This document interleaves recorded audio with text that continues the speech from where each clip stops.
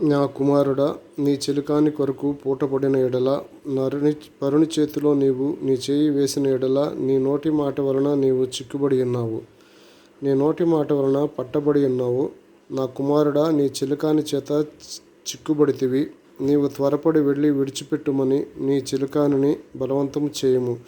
ఇలాగు చేసి తప్పించుకొనుము. నీ కన్నులకు నిద్రయైనను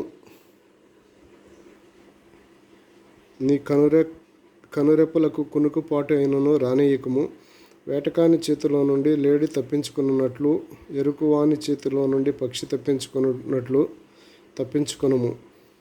సోమరి చీమల యొద్దకు వెళ్ళుము. వాటి నడతలు కనిపెట్టి జ్ఞానము తెచ్చుకొనుము.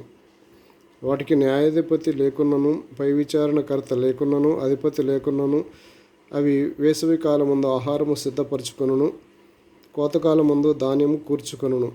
సోమరి, ఎందాక నీవు పండుకొని ఇందువు, ఎప్పుడు నిద్రలేచెదవు?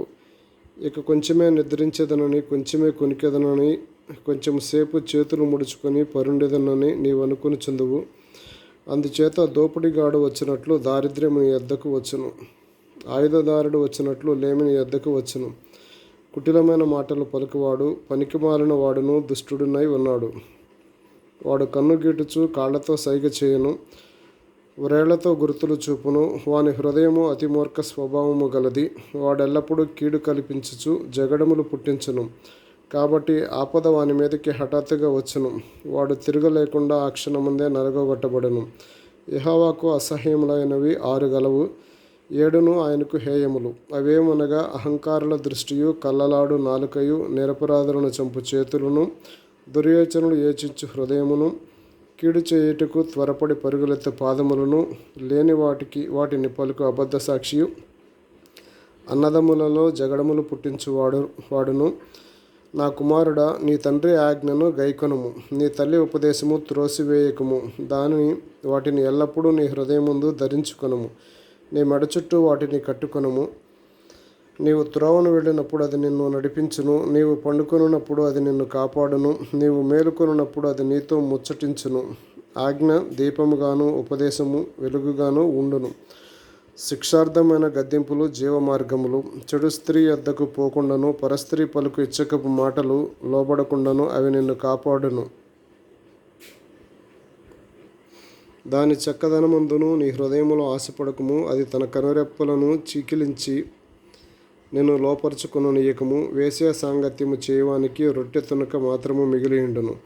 మగనాలు మిక్కిలి విలువగల ప్రాణమును వేటాడును. ఒకడు తన ఒడిలో అగ్ని నుంచుకుని ఎడల వాని వస్త్రములు కాలకుండునా? ఒకడు నిప్పుల మీద నడిచిన ఎడల వాని పాదములు కమలకుండునా? తన పొరుగువాని భార్యను కూడువాడు ఆ ప్రకారమే నాశనమగును. ఆమెను ముట్టువాడు శిక్ష తప్పించుకొనడు. దొంగ ఆకలిగొని ప్రాణరక్షణ కొరకు దొంగిలిన ఎడల ఎవరునూ వారిని తిరస్కరింపరు గదా. వాడు దొరికిన ఎడల 7 అంతలు చెల్లింపవలను. తన ఇంటి ఆస్తి అంతయు అప్పగింపవలను. జారత్వము జరిగించేవాడు కేవలము బుద్ధిశూన్యుడు.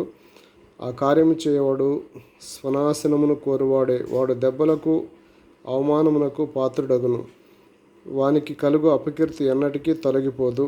భర్తకు పుట్టు రోషము మహారౌద్రము గలది. ప్రతీకారము చేయు కాలముందు అట్టివాడు కనికరపడడు. ప్రాయశ్చిత్తమేమైనను నీవు చేసినను వాడు లక్ష్యపెట్టడు. ఎంత గొప్ప బహుమానములు నీవిచ్చినను వాడు ఒప్పుకొనడు.